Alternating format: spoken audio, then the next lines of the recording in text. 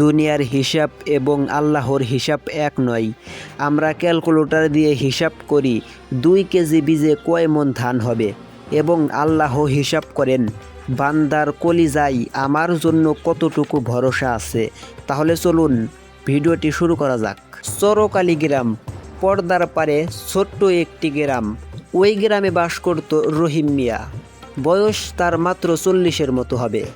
গায়ে খাটার জোর আছে, কিন্তু কপালে সুখ নাই। বাপদাদার 5 বিঘা জমি ছিল, 3 বছর ধরে খরা। একটার পর একটা জমি বিক্রি করে মহাজন করিম সাহেবের দেনা পরিশোধ করেছে। সুদের দেনা ভাই দিনে দিনে বাড়ে। শেষমেশ পড়ে রইল মাত্র 1 বিঘা জমি। ওই 1 বিঘাই রহিমের ইজ্জত, তার বউ পোলার শেষ ভরসা। বৈশাখ মাসের 15 তারিখ, আকাশে এক ফোঁটা মেঘও নেই। সূর্যটা যেন আগুনের গোলা হয়ে তাকায় আছে। জমির মাটি ফেটে এমন ফাটল ধরেছে যে ছোট বাচ্চার হাত ঢুকে যাবে। রহিম সকাল থেকে পানি বয়ে জমি সেচ দিচ্ছে। মাগরিবের আজান দেয়, রহিম বাড়ি ফিরে যায়। ঘরে ঢুকে দেখে চুলায় আগুন নেই। তার স্ত্রী দেওয়ালে বসে আঁচল দিয়ে চোখ মুছছে। 3টা বাচ্চা, বড় মেয়ে ফাতেমা 9 বছর, ছোট করিম 6 বছর, আর কোলে দুধের বাচ্চা জয়নব 1 বছর। 3জনেই ক্ষুধায় কান্না করছে। পাতিলের ভেতর তাকায়া দেখে শুধু পোড়া দাগ। আয়শা কাঁদতে কাঁদতে বলল, রহিম আর পারি না। মহাজন আজকে সকালে এসে শেষ কথা কইয়া গেছে, কালকে আসরের মধ্যে 5,000 টাকা না দিলে এই 1 বিঘা জমিও দলিল করে নিয়ে যাবে। তখন আমরা রাস্তায় বসবো। ঘরে 1 মুঠো চালও নেই। আল্লাহর দোহাই লাগে তোমার পায়ে ধরি, ঘরের কোণে মাটির হাড়ির মধ্যে যে 2 কেজি ধানের বীজ আছে, ওই কালকে সকালে বাজারে নিয়ে বেচা দাও। 400-500 টাকা পাবা। 3 দিন চাল ডাল আটা কিনে খাবো। আগে খেয়ে দে বাঁচি, মরে গেলে জমি দিয়ে কি করব। রহিম কিছু বলল না, মাটির হাড়িটা হাতে নিল। হাড়ির ঢাকনা খুলে দেখে 2 কেজি বীজ ধান। এই ধান দিয়ে ওই 1 বিঘা জমি রোপণ হবে। এই বীজই তার স্বপ্ন। এই বীজ বুনলে হয়তো 3 মাস পরে ধান উঠবে, বাচ্চারা ভাত খাবে, আর বেচে দিলে আজকে 3 দিন খাওয়া হবে। তারপর আবার ওই শূন্য পাতিলি থাকবে। রহিম সারা রাত ঘুমাইতে পারল না। মাটির দেওয়ালে বসে আকাশের দিকে তাকাইয়া রইল। মনে পড়ে গেল, রিজিক তো আসমানের লেখা আছে, জমিনে না। গভীর রাত 1:30টার দিকে রহিম উঠে ওযু করল। শীতের রাত, হাত পা বরফ হয়ে যাচ্ছে।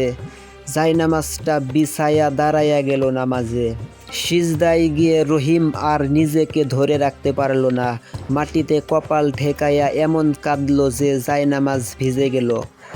আল্লাহরে বলল, মালিক তুমি তো আর রাজ্জাক, রিজিক দেওয়ার মালিক তুমি। আমি চোর না, ডাকাত না, হালাল কামাই করতে চাই। 3 বছর ধরে খরা দিয়া রাখছো। জমি বিক্রি করে করে দেওয়ালে পিঠ ঠেকে গেছে। এখন আমার কাছে দেওয়ার মতো শুধু এই 2 কেজি বীজই আছে মালিক। তুমি নবী হজরত ইব্রাহিম আলাইহিসসালামকে আগুন থেকে বাঁচাইছো, এবং ইউনুস আলাইহিসসালামকে মাছের পেট থেকে বাঁচাইছো। মরিয়মরে খেজুর গাছের নিচে রিজিক দিছো। আমি তোমার গোলাম রহিম, আমার বাচ্চাগুলোরে না খাওয়াইয়া মাইরো না রে মালিক। আমি বীজ বুনতেছি, ফসল তুমি দিও। যদি না দাও তাও তোমার হুকুম, আমি সন্তুষ্ট, কারণ তুমি যা করো বান্দার ভালোর জন্যই করো। ফজরের আজান দিল। আসসালাতু খায়রুম মিনান নাওম, ঘুম থেকে নামাজ উত্তম। রহিম নামাজ শেষ করে বীজের বস্তাটা কাঁধে নিল। তার স্ত্রী পিছন থেকে আঁচল ধরে কাঁদতে কাঁদতে বলল, কই যাও, পাগল হইয়া গেলা নাকি? রহিম বউয়ের চোখের পানি মুছাইয়া দিয়া বলল, আয়শা, নবী মুসা আলাইহিসসালাম যখন ফেরাউনের ভয়ে সাগরের কিনারায় দাঁড়াইছিল, পিছনে শত্রু সামনে সাগর, তখন মুসা আলাইহিসসালাম বলছিল, আমার সাথে আমার রব আছে, তিনি আমাকে পথ দেখাবেন। আমারও রব আছে আয়শা। আমি জমিতে বীজ বুনতে যাই, তুমি ঘরে বসে দোয়া করো। হাসবুনাল্লাহ ওয়া নিমাল ওয়াকিল। রহিম জমিতে পৌঁছাইল, বীজ বোনা শুরু করলো। এক মুঠো করে ছিটাচ্ছে আর বিসমিল্লাহি তাওয়াক্কালতু আল্লাহ পড়ছে। পাশের জমির কৃষক হাশেম, জব্বার, কাশেম সবাই এসে ভিড় করলো। হাশেম বলল, রহিম, তোর মাথা ঠিক আছে তো? 3 মাস ধরে বৃষ্টি নাই, এই খরায় বীজ বুনলে পাখি খেয়ে ফেলবে, বীজ বেচে চাল কিনে খা। জব্বার বলল, মহাজনরে টাকা দে, নাইলে জমি যাবে। কাশেম বলল, ধর্মের কথা বাদ দে, বাস্তবতাটা বোঝ। রহিম সবার কথা শুনল, তারপর কোদাল দিয়ে মাটি খুঁড়তে খুঁড়তে বলল, ভাই, তোমরা ঠিক কইছো, বাস্তবতা আমি বুঝি, কিন্তু আমি আমার রবরে বেশি বুঝি। আমার নবী মুহাম্মদ সাল্লাল্লাহু আলাইহি সাল্লাম বলেছেন, যদি তোমরা আল্লাহর উপর তাওয়াক্কুল করতে যেমন তাওয়াক্কুল করা উচিত, তাহলে আল্লাহ তোমাদের এমনভাবে রিজিক দিতেন যেমন পাখিদের দেন। তারা সকালে খালি পেটে বের হয়, সন্ধ্যায় ভরা পেটে ফিরে আসে। আমি পাখির মতো সকালে বীজ বুনছি, সন্ধ্যার রিজিকের মালিক আল্লাহ। সন্ধ্যা পর্যন্ত বুনল রহিম, হাতের তালু কেটে রক্ত বের হচ্ছে, সে রক্ত দিয়ে মাটি ভিজাচ্ছে।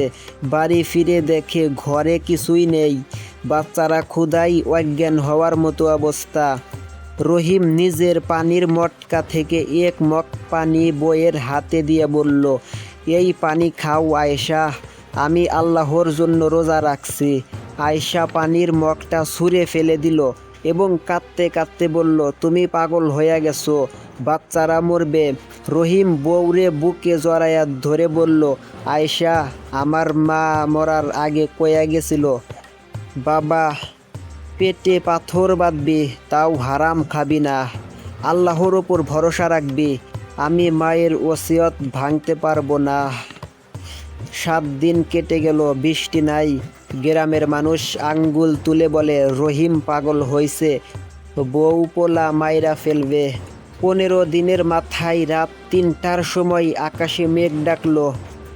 রহিম তখন তাহাজ্জুদ পড়ছিল। হঠাৎ ঝুমঝুম করে বৃষ্টি নামলো, এমন বৃষ্টি যে মনে হয় আসমান ভেঙে পড়ছে। সারা রাত বৃষ্টি। ফজরের পর রহিম খালি পায়ে দৌড়ে জমিতে গেল, গিয়ে দেখে চারপাশের সব জমি পানিতে তলিয়ে গেছে। হাশেমের 10 বিঘা, জাব্বারের 8 বিঘা সব ধানে পচে গেছে, কিন্তু রহিমের 1 বিঘা জমি পানির জমে নাই। আল্লাহ এমনভাবে পানি দিলেন যে মাটি ঠিক মতো বীজ ধরে রাখলো, গাছের গোড়া পচল না। এটাই আল্লাহর কুদরত। আল্লাহ চাইলে খরার মধ্যে বৃষ্টি দিতে পারেন এবং বৃষ্টির মধ্যে খরা দিতে পারেন। 3 মাস পর ওই জমিতে এমন ধান হলো যে ধানের শীষগুলো নুয়ে পড়ছে, বাতাসে দুলতেছে আর সুবহানাল্লাহ বলতেছে মনে হয়। ধান কাটার দিন মহাজন করিম সাহেব নিজে এসে হা করে তাকায়া রইল। মাপ দিয়ে দেখা গেল পাশের 10 বিঘা জমির ফসলের চেয়ে রহিমের 1 বিঘার ফসল দ্বিগুণ হয়েছে। করিম সাহেব জিজ্ঞেস করল, রহিম, সত্যি করে কত, তুই কোন সার দিলি, কোন কোম্পানির কীটনাশক মারলি, এত ফসল হইল কেমনে? রহিম জমির মাটিতে হাত দিয়া মাথা নিচু করে বলল, চাচা, আমি মূর্খ মানুষ, সারের নামও জানি না, কীটনাশক মারি নাই, শুধু প্রতি রাতে তাহাজ্জুদের পানি দিচ্ছি আর সকালে তাওয়াক্কুলের সার দিচ্ছি। আমার রব সূরা তালাকে ওয়াদা করেছে, যে আল্লাহর উপর ভরসা করে আল্লাহই তার জন্য যথেষ্ট। ওই বছর রহিম শুধু দেনা শোধ করল না, বউ পোলা নিয়ে কোরবানি দিল, গ্রামের সব গরিবরে চাল ডাল দিল, নিজের হাতে গ্রামের মসজিদের জন্য একটা টিউবওয়েল বসাইয়া দিল। মানুষ এখন জিজ্ঞেস করে, রহিম, তোরে আল্লাহ এত দিল কেন? রহিম হাসি দিয়ে বলে, ভাই, আল্লাহ আমারে কিছুই দেয় নাই, আমি আল্লাহরে দিছিলাম আমার শেষ সম্বল বীজটা।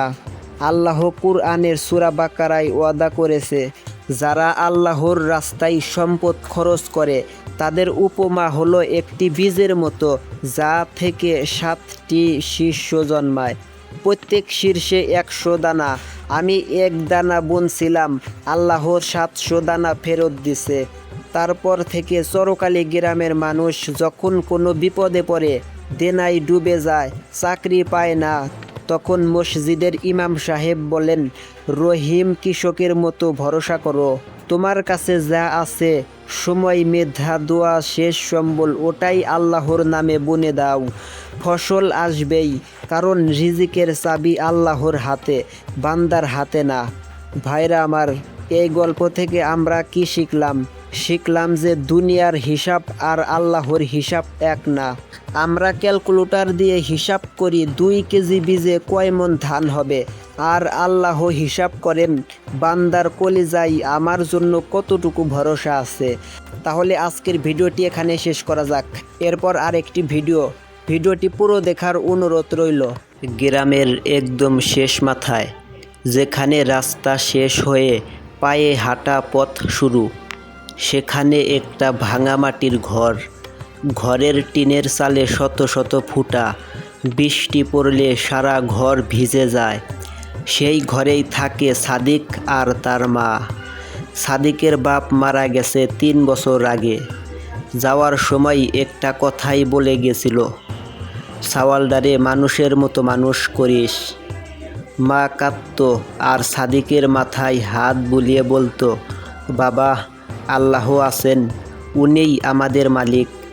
সংসারে সম্বল বলতে মাত্র 4টা ছাগল। সাদিক ফজরের আজানের পর উঠে ছাগলগুলো নিয়ে মাঠে যায়, সন্ধ্যায় বাড়ি ফেরে। এই 4টা ছাগলই ওদের পেটের ভাত। সেই দিনটা ছিল রমজানের 17 তারিখ। প্রচণ্ড রোদ। দুপুর 12টা বাজে। সাদিকের পেটের ভেতর আগুন জ্বলতে থাকে।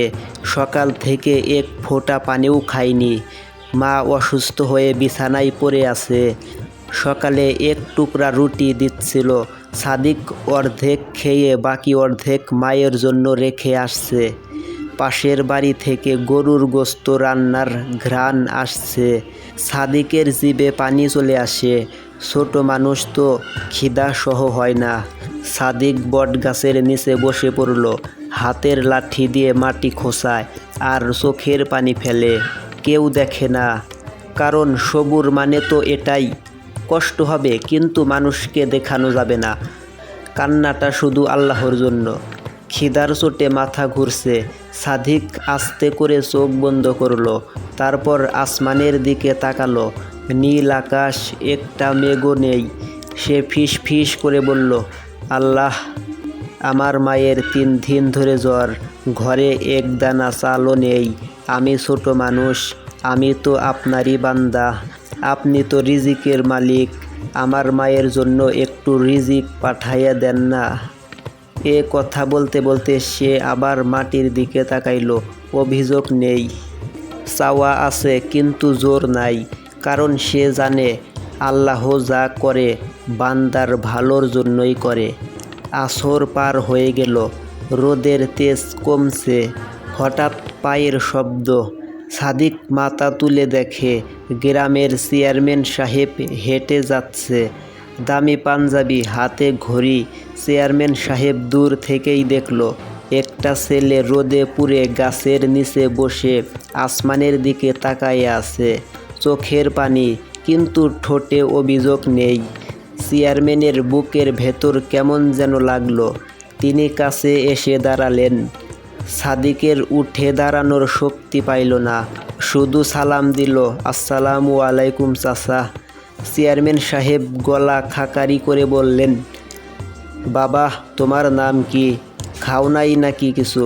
সাদিক মাথা নিচু করে বলল, জি চাচা, সাদিক খাই নাই, মায়ের জন্য খাবার নিয়ে যাবো। আবার নিজের কষ্টও বাড়াইয়া বলল না, এটাই আদব। চেয়ারম্যান সাহেব আর কিছু বললেন না। পকেট থেকে 1000 টাকার নোট বের করে সাদিকের হাতে দিলেন। বললেন, বাবা, এই নাও, তোমার মায়ের জন্য ঔষধ আর ভালো খাবার কেনো। রোদে আর বইসো না, বাড়ি যাও। সাদিক টাকাটা হাতে নিয়ে কাঁপতেছে। চোখ দিয়ে টপ টপ করে পানি পড়ছে। সে আসমানের দিকে তাকাইল। তারপর চেয়ারম্যানের পা ছুঁয়ে সালাম করল। মুখ দিয়ে শুধু একটা কথাই বের হইল, আলহামদুলিল্লাহ, আল্লাহ শুনেছে।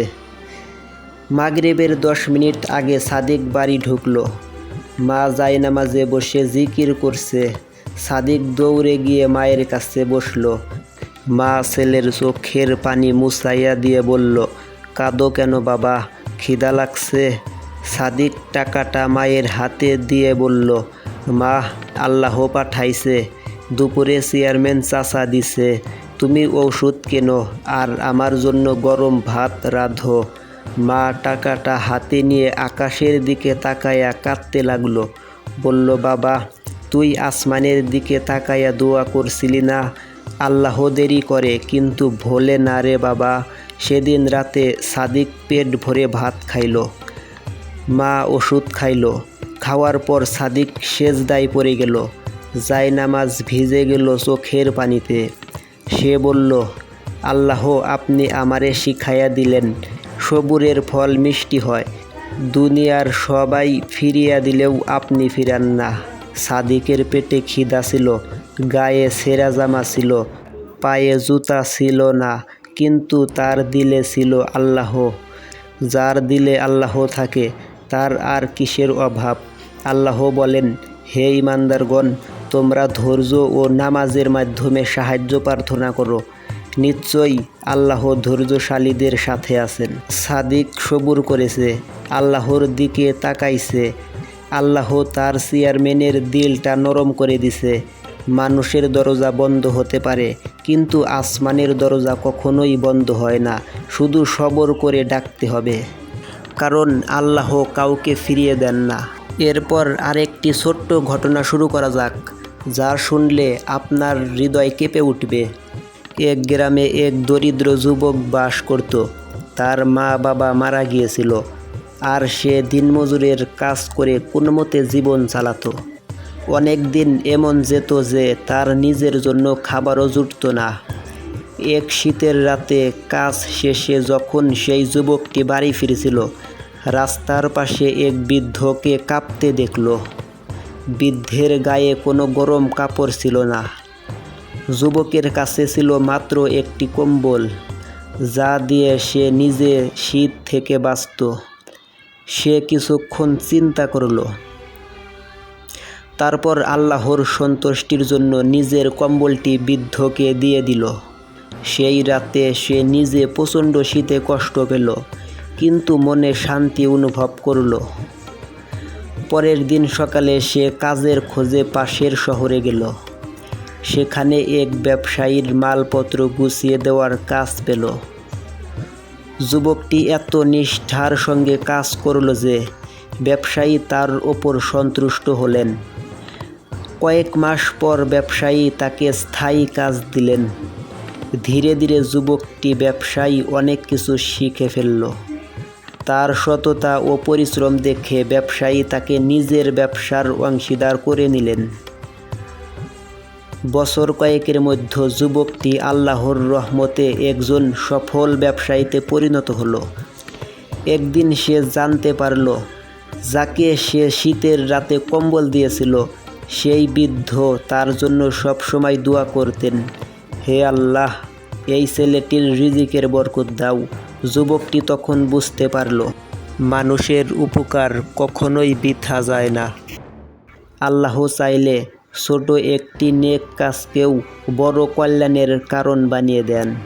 তাহলে আজকের এই ভিডিওটি কেমন লাগলো কমেন্ট করে জানাবেন, এবং এরকম নতুন নতুন ভিডিও পেতে আমাদের এই চ্যানেলটিকে সাবস্ক্রাইব করে রাখতে পারেন, এবং ভিডিওটি আপনার বন্ধুর কাছে শেয়ার করে দিন। ধন্যবাদ।